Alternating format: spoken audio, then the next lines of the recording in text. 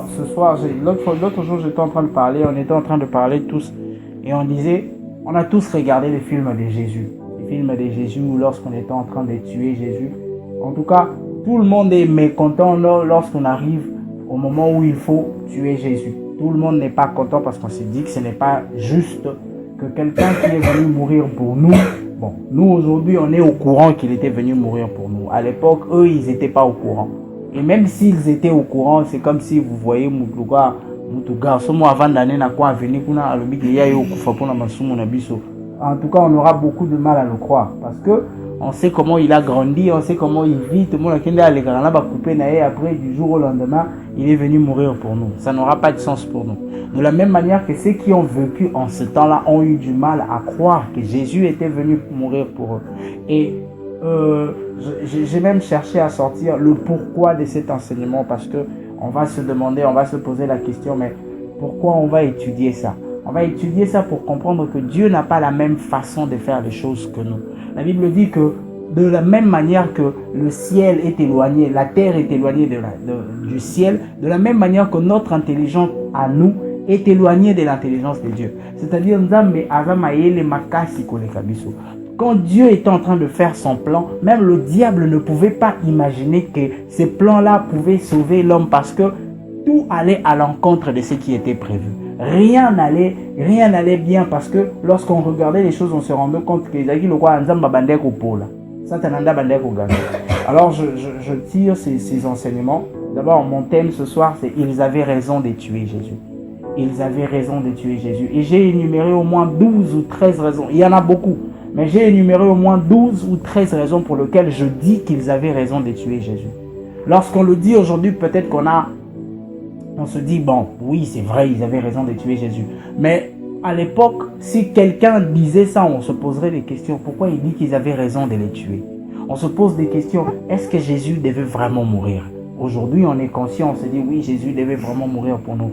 Mais lorsqu'on regarde les choses dans les fins fonds, est-ce que Jésus devait vraiment mourir? Quelqu'un qui n'avait rien fait, il était innocent. On ne pouvait rien l'imputer. En réalité, Azaïki n'a faute. Même la Bible dit qu'il n'avait rien fait. Il n'y avait aucune faute qui a été livrée contre lui.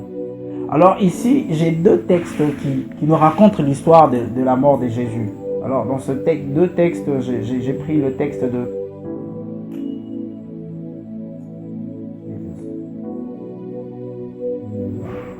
J'ai pris le texte de Marc 15, 6 à 13 et Matthieu 27, 15 à 22. Alors, je ne veux pas les lire, mais ces deux textes nous parlent de la mort de Jésus, comment Jésus est mort, qu'est-ce qui s'est passé ce jour-là, qu'est-ce qui a fait jusqu'à ce qu'on en arrive à la mort de Jésus, qu'est-ce qui s'est réellement passé, comment les choses se sont déroulées. On va essayer de comprendre tous ensemble et je veux donner les raisons qui me poussent à dire qu'ils avaient raison de tuer Jésus. Amen. Alors, comme j'étais en train de dire, ces deux textes expliquent la mort de Jésus-Christ. Et tous autant que nous sommes, comme j'étais en train de le dire, nous avons regardé le film de Jésus. Ces films qu'on appelle la Passion du Christ. Le Fils, même une seule fois. Et à chaque fois qu'on arrive au moment où on tue Jésus, il y en a qui sont fâchés, il y en a qui sont tristes. Tout dépend des sentiments qu'on a. Il y a des gens qui n'ont pas de sentiments, qui ne ressentent rien. Mais généralement, lorsqu'on arrive là, il y a toujours un sentiment qui nous anime. Des fois, on dit c'est injuste que les choses soit arrivé comme ça, mais bon, à chaque fois qu'on en arrive là, il y a toujours quelque chose qui se passe. On s'est dit, humainement parlant, c'est insupportable de voir quelqu'un souffrir comme ça, de voir une personne se faire maltraiter de la sorte, surtout en sachant que c'est lui qui était venu mourir pour nos péchés. Lorsqu'on regarde comment il a été fouetté, on se dit, ces gens sont vraiment mauvais, ils sont vraiment méchants. Comment ils peuvent se comporter comme ça envers une personne? Non, mais même si on dit, bon, il avait mal fait les choses parce que il est venu, il a prétendu être le Fils de Dieu. Mais lorsqu'on regarde vraiment, on se dit, est-ce qu'il le méritait vraiment? Alors, à l'époque, Dieu promet à David, il lui dit qu'il n'enlèvera jamais la royauté de sa famille. Alors, qu'est-ce qui se passe? Dieu dit, même lorsque un de tes fils n'obéira pas à ma parole, je garderai la royauté dans ta famille. Alors, il se passe qu'il y a un des fils de David qui arrive et qui ne fait pas les choses comme Dieu les voulait. Alors, Dieu prend, sur les 12 royaumes d'Israël, il prend 10, tant qu'ils ont continué à vivre. Donc, lorsqu'on parle de la Galilée, c'est plus les côtés nord. Ils sont plus stricts avec les choses de Dieu. Parce que eux, ils ont connu Moïse. Vous connaissez la loi de Moïse. Lorsqu'on parle des scribes, on parle de tous ces gens qu'on appelait les pharisiens. C'est les gens qui suivaient la loi de Moïse à la lettre. Donc pour eux, la loi de Moïse ne pouvait pas être profanée. Alors lorsque quelqu'un est venu pour dire qu'il était le fils de Dieu, ça les a, je dirais, dérangés que quelqu'un, un homme, un humain de surcroît, puisse venir et dire qu'il était le fils de Dieu. C'est ce qui a créé ces problèmes-là, parce que dans le côté nord, on ne supportait pas ça. Et lorsqu'on voit Galilée, on voit Jérusalem, toutes ces villes-là se trouvent au nord, là où les choses sont vraiment très compliquées, là où les gens sont à la lettre, à cheval sur la parole de Dieu. Le seul problème, c'est qu'ils étaient plus sur la loi que sur la vraie parole de Dieu.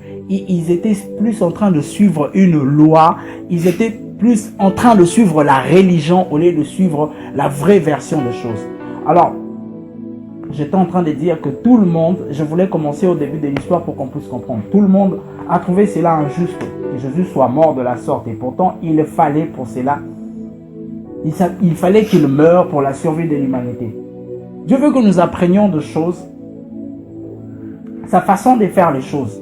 Il veut nous enseigner que nous ne devons pas tout prendre à la légère. Nous ne devons pas voir le diable derrière toutes les mauvaises choses qui nous arrivent. Nous ne devons pas voir le diable derrière toutes les choses compliquées qui nous arrivent. Lorsque nous passons dans des situations difficiles, nous avons toujours tendance à dire, voilà, c'est le diable qui bloque, voilà, il y a un blocage, il y a toutes ces choses. On a toujours une façon de voir lorsque c'est les ténèbres, lorsque les choses ne sont pas comme nous les voulons. On a tendance à accuser le diable. Mais voilà, Dieu veut que nous puissions comprendre. Il veut que nous puissions comprendre que nous n'avons pas la même façon, ni la même façon de réfléchir, ni la même façon de comprendre les choses. Aujourd'hui, je viens donner une nouvelle qui va peut-être choquer. Voilà, j'étais en train de dire, ça va peut-être choquer certaines personnes de dire, voilà, ils avaient raison de faire tout ce qu'ils ont fait. Tout ce que ces hommes-là ont fait à l'époque, ils ont eu raison de le faire. Et il y a des vérités qui expliquent pourquoi je suis en train de dire qu'ils avaient raison de faire ce qu'ils ont fait. La raison de cette étude est de comprendre que parfois Dieu ne fait pas les choses comme nous les pensons, expliquer comment nos pensées et notre façon de réfléchir est éloignée de celui de Dieu. Nous devons comprendre que même lorsqu'on ne comprend pas, Dieu est au contrôle de tout.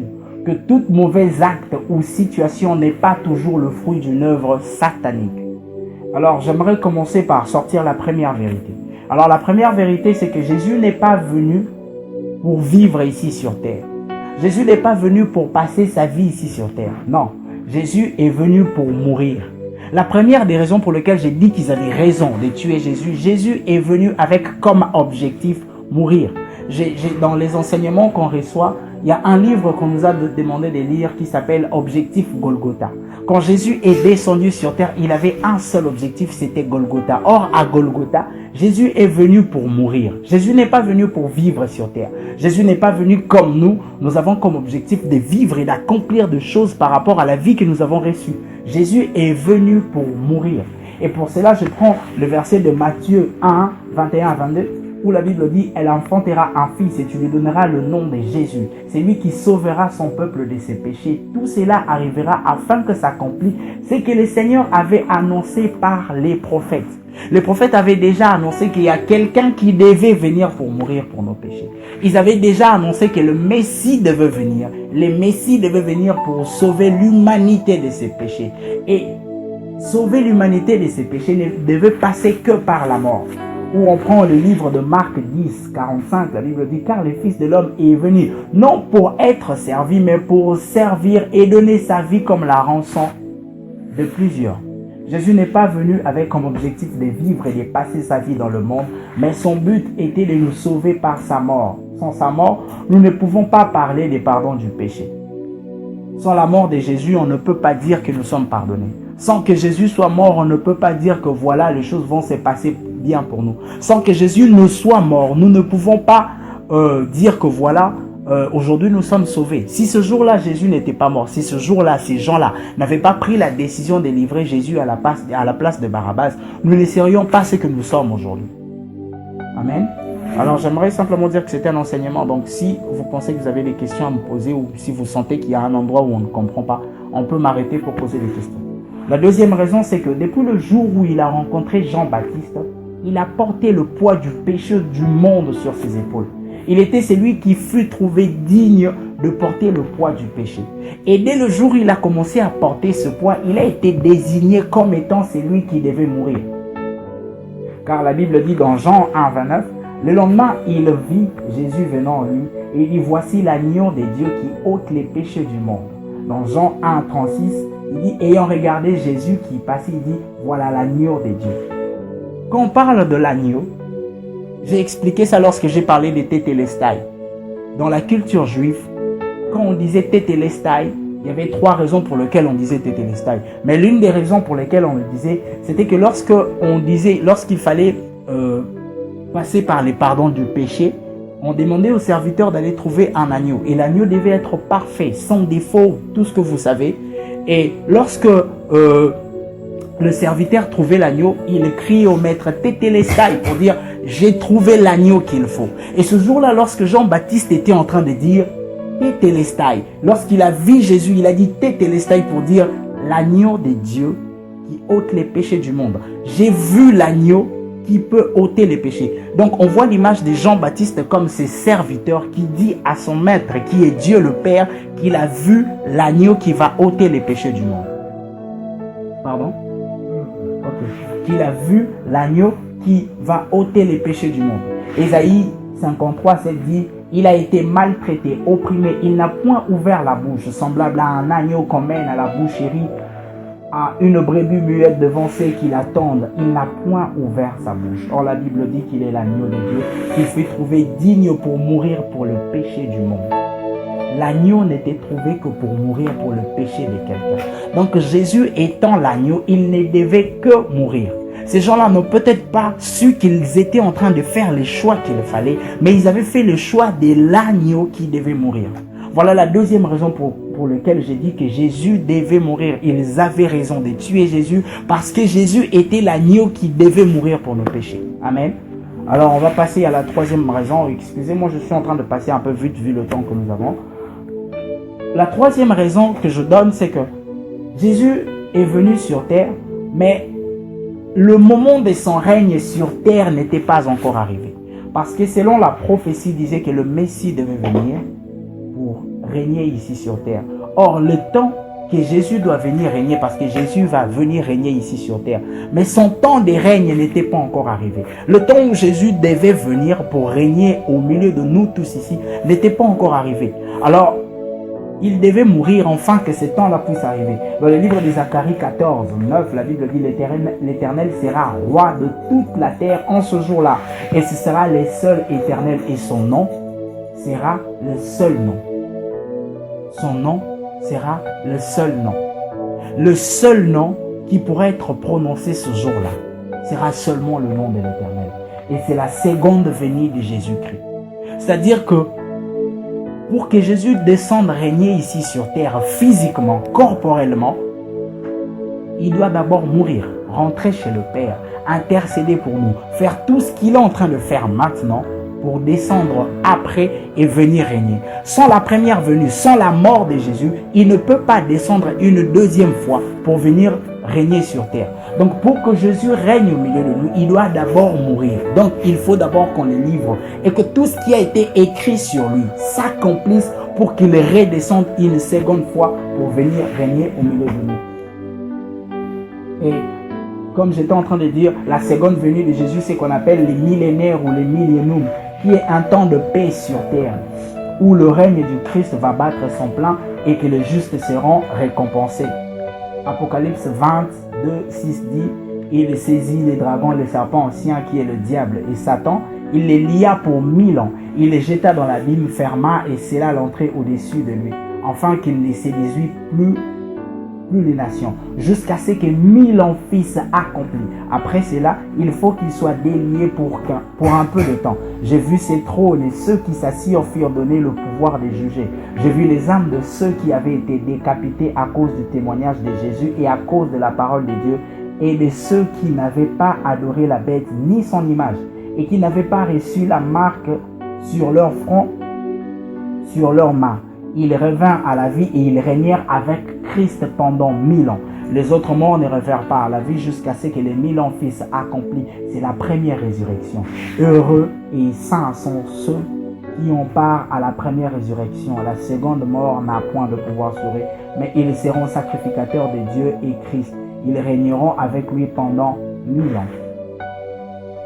Sans la mort de Jésus, sans que Jésus ne soit tué, les 1000 ans ne peuvent exister. Il faut que Jésus meure pour nous d'abord et qu'il reçoive le nom qui est élevé au-dessus de tout nom. Que tout ce que le Père a pu faire pour lui soit fait pour lui, de telle sorte qu'à son retour, son règne de 1000 ans soit effectif. Donc ces gens-là avaient raison de tuer Jésus. Il fallait qu'ils tuent Jésus pour que ces règnes de 1000 ans arrivent. Nous, on n'a pas encore vécu ces règnes de 1000 ans. Mais voilà comment les choses ont déjà été faites. Dieu avait déjà statué les choses avant même que nous ne puissions penser que ces choses pouvaient arriver. Dieu savait déjà qu'est-ce qui devait arriver avant et qu'est-ce qui devait arriver après. Dieu avait déjà planifié les choses avant même que qui que ce soit ne puisse l'imaginer. Amen. Je passe à la 4e raison. Je pense aujourd'hui m'arrêter à 6 comme ça. Même demain, on va continuer. Pour le salut du monde, il fallait un sang pur. Pour que le monde soit sauvé, il fallait un sang pur. Le sang de quelqu'un qui n'a jamais péché. Comme je l'ai dit, l'agneau qui devait être tué pour le sacrifice du péché devait être sans défaut. De la même manière que le sang de celui qui devait mourir pour l'humanité devait être pur. Hébreux 9:2 dit « Et presque tous, d'après la loi, est purifié avec du sang. Sans effusion du sang, il n'y a point de pardon de péché. » Depuis le temps, pour qu'un péché soit pardonné, il faut que le sang coule. Nous avons vu ça depuis l'époque d'Adam et Ève, lorsque Adam et Ève ont mangé les fruits. Pour que Dieu puisse les accepter dans sa présence, il fallait que le sang coule. Je ne sais pas si vous êtes au courant, mais pour que Dieu leur donne des peaux des animaux comme habits, c'est-à-dire qu'il y a un animal qui est mort. Donc, le sang a coulé pour que Adam et Ève puissent avoir ces habits de peau d'animaux. Le sang a commencé à couler depuis l'époque d'Adam. Et c'est ce qu'ils ont perpétué comme culte, comme habitude, que de tuer des animaux pour que leurs péchés soient pardonnés. De la même manière qu'il fallait que ce sang-là, car la Bible dit sans effusion de sang, il n'y a point de pardon de péché. Il fallait que le sang coule. Mais ce n'était pas n'importe quel sang qui devait couler. Il fallait un sang pur. Et nous le savons tous que le sang pur que nous connaissons n'était que le sang de Jésus. Pourquoi? Parce que Jésus n'avait jamais péché. Jésus a vécu pendant 33 ans sur terre sans pour autant connaître les péchés. Et j'étais en train de lire un livre d'un musulman qui explique comment le Coran parle de Jésus et même le Coran dit que Jésus n'a jamais péché. J'ai pris un extrait de ce livre qui dit: on disait de lui dans le 3e surat, les surats ce sont les chapitres du Coran, dans le 3e surat au verset 40 ou 45, il était l'un des proches de Dieu, honoré sur cette terre et dans l'au-delà. Dans les 114 surats du Coran, aucun péché ne lui est attribué. Il est venu guérir et prendre soin des gens pendant sa courte existence. Il n'a fait que de bonnes œuvres. Voilà pourquoi on ne pouvait prendre que son sang. Même les religions qui sont contraires à la chrétienté disent de lui qu'il n'a jamais péché. J'ai lu ces livres, j'ai vraiment été fasciné de lire comment les Corans, je parle du Coran, les livres que nous connaissons des musulmans, est en train de parler de Jésus. Et lorsqu'il parle de Jésus, on dit de lui qu'il n'a jamais péché. Or, lorsque tu lis dans le même Coran, on parle du péché de Mahomet. On parle de Mahomet comme un fils de l'homme qui a connu les péchés. Mais lorsqu'on parle de Jésus, même s'ils disent que c'est un prophète, c'est vrai que Jésus est un prophète. Parce que les derniers prophètes de l'Ancien Testament, c'est justement Jésus-Christ. Et lorsqu'ils parlent de Jésus, ils disent de lui qu'il n'a jamais connu le péché. On ne pouvait prendre que le sang de quelqu'un qui n'avait jamais connu le péché. Imaginez-vous qu'on ait pu prendre le sang de Barabbas pour purifier le monde. Qu'est-ce qui se serait passé? Est-ce que nous serions sauvés aujourd'hui? Est-ce que nous aurions connu la vie que nous connaissons aujourd'hui? Si seulement il fallait prendre le sang de quelqu'un qui avait déjà péché, quelqu'un qui avait déjà connu le péché, nous ne serons pas ce que nous sommes aujourd'hui. Il fallait qu'on prenne le sang de quelqu'un qui n'avait jamais péché. Et dans tout le monde, il y avait une seule personne qui n'avait jamais connu le péché. C'était Jésus-Christ. La seule personne n'ayant pas connu le péché durant toute sa vie. Et il l'a fait pendant 33 ans. Il n'a pas connu le péché. On ne pouvait prendre que lui. Alors comment passer à côté d'une telle occasion que de tuer quelqu'un qui n'a jamais péché pour sauver l'humanité? Même quand on n'en a pas conscience. La Bible dit, ceux qui trouvent en l'Éternel leur appui, trouvent dans leur cœur des chemins tout tracés. Je ne sais pas s'il faut que je prenne ces versets pour ces hommes qui ont tué Jésus, mais je pense que dans leur cœur, ils ont trouvé un chemin tout tracé pour tuer la personne qu'il fallait. Ils n'ont pas fait d'erreur pour prendre la bonne personne. Parce que Pilate a essayé de les dissuader pour leur dire, ce n'est pas lui qu'il faut. Mais c'est comme si dans leur cœur, c'était imprimé pour dire, c'est seulement lui qu'il faut tuer. C'est seulement lui qu'il faut prendre. Il faut seulement le prendre lui. Pourquoi ils ont insisté seulement que ça soit Jésus et pas une autre personne? On ne se pose pas cette question. Pourquoi c'était seulement Jésus qui devait mourir? Pourquoi il fallait seulement que ça soit lui? Alors je passe directement à la 5e raison pour dire, la mort de Barabbas ne nous aurait servi à rien. Si Barabbas était mort, ce qui est vrai, c'est que un brigand de l'époque serait parti. Et je pense que les Juifs de l'époque auront été en paix pendant quelques temps. Mais s'il faut qu'on regarde en vérité en face, on se dira que Barabbas n'était pas le seul brigand de l'époque. Donc s'ils avaient tué Barabbas, et l'humanité n'aura pas été sauvée. Barabbas serait peut-être mort. Eux là-bas à l'époque, ils auraient peut-être eu un semblant de paix. Mais après, qu'est-ce qui allait se passer? Il fallait que Jésus meure pour que nous soyons sauvés. Il fallait que Jésus meure pour que nous puissions être. Quand le peuple a fait le choix de Jésus, nous avons tous trouvé cela injuste et pourtant ils ont fait le bon choix sans pour autant en être inconscients. Car la mort de Barabbas ne nous aurait servi à rien, ne nous aurait apporté même pas un peu de tranquillité. Car il aurait peut-être apporté la tranquillité aux Juifs de l'époque, mais pas à nous. En plus, il n'était pas le seul malfaiteur de l'époque. S'ils avaient choisi Barabbas, un brigand serait mort et l'humanité aurait sombré avec lui. S'ils avaient choisi que Barabbas devait mourir, un brigand serait mort. Mais nous aurons sombré avec ces brigands-là. Parce que tous nous naissions dans les péchés. En réalité, nous n'étions pas comptés parmi ceux qui devaient être sauvés. C'est à cause de la mort de Jésus que nous avons été comptés. C'est parce que Jésus est mort que nous avons été, la Bible, les commentateurs parlent de la greffe. Nous avons été greffés dans l'arbre de la généalogie de Jésus-Christ. Car en réalité, nous n'étions pas là. Voilà pourquoi j'ai expliqué ça l'autre fois. Lorsque Dieu demandait aux enfants d'Israël d'entrer à Canaan, il dit tuez tous. Pourquoi? Parce que ce peuple naissait déjà dans les péchés et dans l'idolâtrie. Alors il n'y avait pas d'autre moyen de les sauver que de les exterminer. En réalité, nous méritions d'être exterminés. Mais à cause de la mort de Jésus, nous n'avons pas été exterminés, mais nous avons été sauvés à cause de la mort de Jésus-Christ. Alors imaginez-vous une seule seconde que Barabbas soit mort pour nous. La mort de Jésus a changé les choses. Ce jour-là, le monde a fait le bon choix sans pour autant le savoir. Sans le savoir, le monde a fait le choix qu'il fallait. Sans le savoir, le monde a fait le choix, les bons choix. Ils n'en étaient peut-être pas conscients. Mais je pense, je le répète, que dans leur cœur, ils ont trouvé des chemins tout tracés. Et de tuer la bonne personne. 6e raison, c'est qu'il fallait quelqu'un qui accepte de mourir par lui-même. Pas quelqu'un qu'on prendrait des forces. Déjà, s'il fallait tuer Barabbas, en tout cas, ce ne serait pas de son gré qu'il allait mourir. Non. Alors ça allait être quelque chose de fait à contre-cœur. Or, pour que l'humanité soit sauvée, il fallait que quelqu'un se donne de son propre gré.